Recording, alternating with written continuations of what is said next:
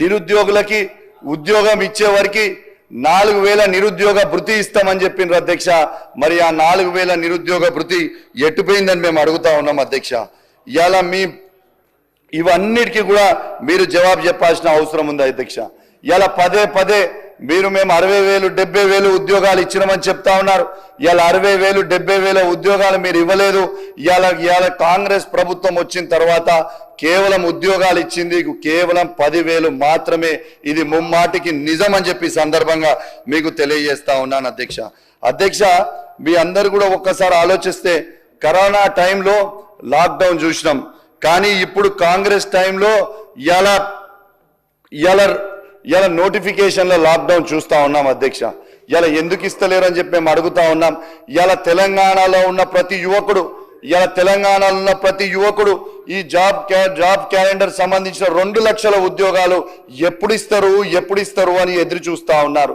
కనీసం ఈ budget book మొత్తం చదివి చూసిన అధ్యక్ష తిప్పి ఎక్కడన్నా ఒక్క దగ్గరన్నా ఈ 2 లక్షల ఉద్యోగాల గురించి ఎక్కడన్నా ప్రస్తావన ఉందేమో అని చూస్తే దాని ఊసే లేదు అధ్యక్ష.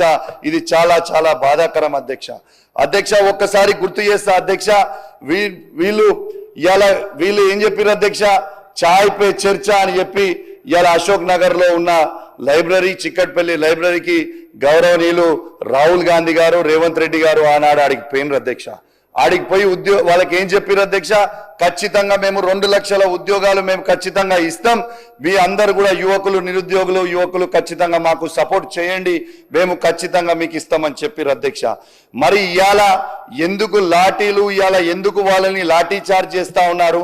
అసలు అశోక్ నగర్ ఎక్కడైతే ఛాయ్ పై చర్చ చేసిరో అశోక్ నగర్ లో శాశ్వతంగా ఇలా 144 సెక్షన్ అనేది ఎందుకు పెట్టిండ్రు అని మేము అడుగుతా ఉన్నాము. ఇలా 144 సెక్షన్ ఎక్కడన్నా లైబ్రరీ దగ్గర పెడతారా అధ్యక్ష? ఇలా ఎక్కడికి వేరు అని మేము అడుగుతా ఉన్నాం. ఇలా వాస్తవంగా చెప్పాలంటే ఆ హామీ ఇచ్చి ఇలా హామీ తప్పడంతో రేవంత్ రెడ్డి గారిది కాదు అధ్యక్ష, రాహుల్ గాంధీ గారి దేశవ్యాప్తంగా తన మాట తప్పినట్టయితా ఉంది, తన పరువు పోతా ఉంది అధ్యక్ష. ఇలా తెలంగాణలో ఉన్న యువకులకి ఇస్తా అన్న హామీ ఇలా రాహుల్ గాంధీ గారు మర్చిపోతే ఇలా చాలా చాలా బాధ అనిపిస్తా ఉంది అధ్యక్ష. ఇలా ఖచ్చితంగా వీళ్ళైతే మాత్రం తెలంగాణ యువకులందరికీ కూడా జవాబు చెప్పాల్సిన అవసరం ఉన్నది. దేనికోసము ఈ 2 లక్షల ఉద్యోగాల నోటిఫికేషన్ ఎప్పటి వరకు ఇస్తారు, ఎందుకు దాని ఊస మర్చిపోయినరు? ఇలా ఖచ్చితంగా తెలంగాణలో ఉన్న యువత మొత్తం కూడా ఇవాళ మీరు గిట్లా ఇవ్వకపోతే మాత్రం తప్పకుండా తిరగబడే రోజు వచ్చేటట్టు ఉంది. ఇలా తెలంగాణ గడ్డ అంటేనే పోరాటాల అడ్డ. ఏ విధంగా అయితే తెలంగాణ యువకులందరూ కూడా పోరాటం చేసి ఆనాడు తెలంగాణ తెచ్చిండ్రో ఇలా అదే విధంగా ఇవాళ చేయకపోతే మాత్రం తప్పకుండా మళ్ళా మీ అందరికీ కూడా రేపు ఈ ప్రభుత్వంపై తిరుగుబాటు తప్పదు యువకులందరూ కూడా అని చెప్పి సందర్భంగా చెప్పక తప్పదని చెప్పి సందర్భంగా తెలియజేస్తా ఉన్నాం. ఇలా ఒక్కసారి ఆలోచన చెయ్యాలి. ఇలా ఏ విధంగా మీ అందరు కూడా యువకులని నమ్మించి ఆనాడు ఓట్లు వేయించుకొని ఇవాళ యువకులందరినీ కూడా ఎందుకు మర్చిపోయినరు అనే ముచ్చట ఖచ్చితంగా చెప్పాలని మీకు విజ్ఞప్తి చేస్తా ఉన్నాను. ఇలా దయచేసి మీ అందరు కూడా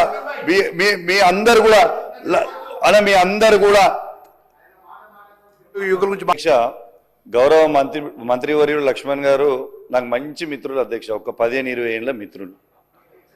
కానీ అందరం కూడా ఓల్డ్ స్కూలే అధ్యక్ష. తను కూడా ఫస్ట్ టైం ఎమ్మెల్యేనే, నేను కూడా ఫస్ట్ టైం ఎమ్మెల్యేనే అధ్యక్ష.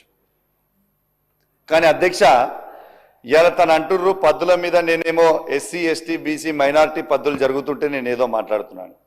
ఇలా ఎస్సీ ఎస్టీ బీసీ మైనార్టీ పద్దు మీద మా గౌరవనీయులు శాసనసభ్యులు అనిల్ గారు మాట్లాడింది కాబట్టి ఆ సబ్జెక్ట్ లోపలికి నేను పోర్తలేను అధ్యక్ష. ఇంకొక పద్దు ఇలా యూత్ సర్వీసెస్ మీద నేను మాట్లాడుతూ ఉన్నా, యువకుల పక్షాన నేను మాట్లాడుతూ ఉన్నాను అధ్యక్ష. నేను ఒక్కటే సూటిగా మంత్రి గారిని నేను అడుగుతా ఉన్నాను. ఇవాళ రేవంత్ రెడ్డి గారు రాహుల్ గాంధీ గారు 2 లక్షల ఉద్యోగాలు ఇస్తామన్నారా ఇయ్యమన్నారా? మొదటి అది స్ట్రేట్ గా సమాధానం చెప్పాలని చెప్పి ఈ సందర్భంగా తెలియజేస్తా ఉన్నాను. ఇలా తెలంగాణలో ఉన్న 2 లక్షల ఉద్యోగాలకి చాయ్ పే చర్చ అని పోయి అక్కడ మీరు రాహుల్ గాంధీ గారు రేవంత్ రెడ్డి గారు చెప్పిర్రా చెప్పలేదా అని చెప్పాలి. శ్రీధరన్న రాజకీయాలకి మీరే నన్ను తీసుకొచ్చిర్రు, శ్రీధరన్న మీరే నాకు తీసుకొచ్చిర్రు.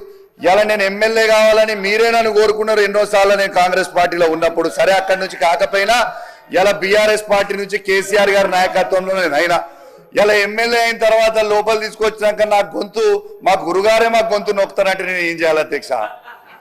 మా గురుగారు కాబట్టి మా గురుగారు అట్లా అన్నారు అని దయచేసి శ్రీధర్ అన్న నాకు కొంచెం టైం ఇస్తారని మనస్ఫూర్తిగా కోరుకుంటా ఉన్నాను అధ్యక్ష. ఇలా దయచేసి నేను చెప్పింది ఇలా మీరు దయచేసి ప్రభుత్వం నోట్ చేసుకొని 2 లక్షల ఉద్యోగాలు ఎందుకు ఇవ్వలేదు అనేది మాత్రం ఖచ్చితంగా చెప్పాలని నేను దయచేసి విజ్ఞప్తి చేస్తా ఉన్నాను అధ్యక్ష.